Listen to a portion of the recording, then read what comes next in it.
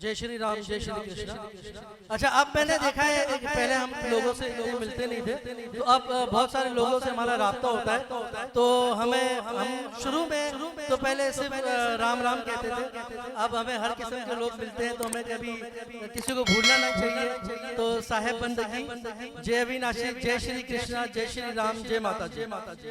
अच्छा, बात ऐसा है कि दी एजुकेशन संस्था का मैं प्रेसिडेंट हूँ सिंस 2016। एजुकेशन संस्था का परिचय लोग बहुत जानते हैं, मुझे कुछ ज्यादा डिटेल्स बताने की जरूरत नहीं है। एजुकेशन के हवाले से मैं कुछ बात करना चाहूँगा। बेसिकली एजुकेशन, अब हमारे लोग इसमें कोई शक नहीं है कि बच्चे पढ़ा रहे हैं, अच्छी स्कूलों में पढ़ रहे हैं और अच्छी एजुकेशन हासिल कर रहे हैं। पहले सिर्फ हम मैट्रिक इंटर तक स्टक होते थे, लेकिन अब हमारी सोच कहीं ना कहीं बढ़ गई है। हम BBA, MBA, पॉलिटिकल साइंस और बहुत सारी चीजें कर रहे हैं। मैं सिर्फ ये मैसेज देना चाहता हूँ, पढ़ा तो हम सिर्फ रहे हैं, लेकिन हमें सिर्फ ये नहीं सिखाना कि जी आप पढ़ लिख कर सिर्फ ग्रेजुएट करके या MBA करके आप ऑफिस में जॉब करें।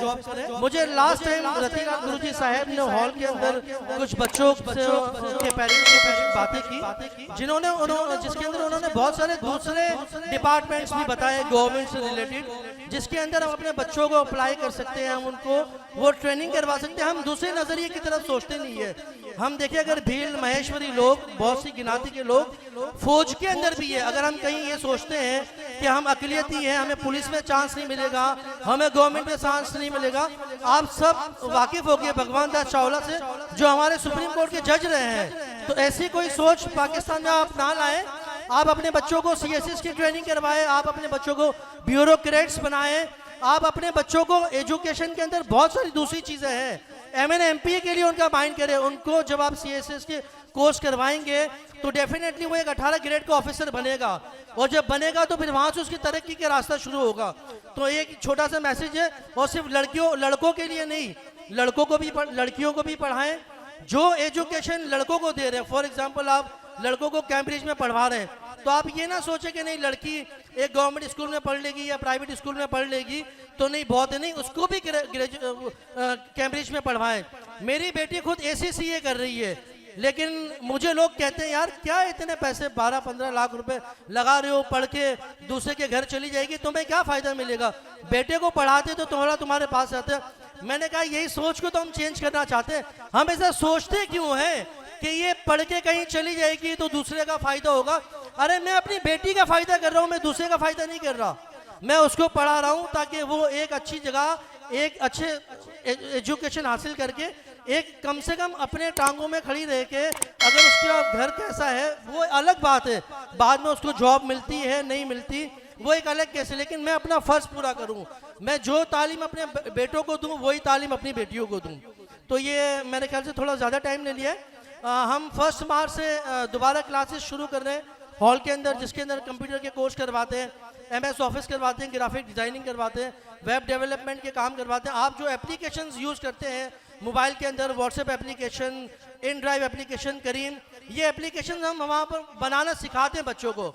हम ये नहीं सिखाएंगे कि वर्ड एक्सेल आपने सीख लिया, नहीं, वर्ड एक्सेल बना कैसे है हम आपको वो बता रहे हैं। हम वहाँ पर प्रोग्रामिंग सिखाते हैं और फ्री ऑफ कॉस्ट होती है, उसकी कोई फीस नहीं होती। अभी रिसेंटली हमने 35 बच्चों को वहाँ पर सर्टिफिकेट डिस्ट्रीब्यूशन सेरेमनी की, उन बच्चों ने वो कोर्स कर लिए हैं। अगर आप अपने बच्चों को वहाँ अप्लाई करना चाहते हैं तो वीक में 1 या 2 क्लासेस होती है, शाम को 7 से 9 1 घंटे की क्लास होती है। और प्लीज़ अपने बच्चों को ये जो हमारे दूसरे जो फजूल की जो रसूमात है, कभी डांडिया फेस्टिवल, कभी फलाना, कभी ढिमकाना, ये चीज़ें हम बहुत फेस कर रहे हैं। हर बच्चा कहीं ना कहीं छुट्टी कर रहा होता है, आज वहाँ जाना है, आज ये फेस्टिवल है, आज फलाना ना गीत से, आज ऐसे।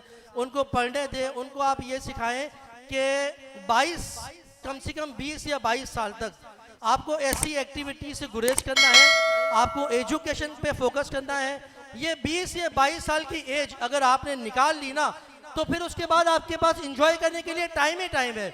आप इंटर करें, आप मैट्रिक करें 16 साल की उम्र में, इंटर करें 18 साल की उम्र में, उसके बाद आप 3 या 4 साल का कोई भी अच्छा सा कोर्स करें, उसमें मेहनत लगाएं, कहीं शादियां हो अवॉइड करें, बच्चे नहीं जाना चाहते आप उनको फोर्स नहीं करें, मामों से काकों से फलानों से छोड़ी जो है ना इन्हें भड़वा दियो, बाकी है ना बात पूरी जिंदगी से ना पाए काम करवाना वास्ते।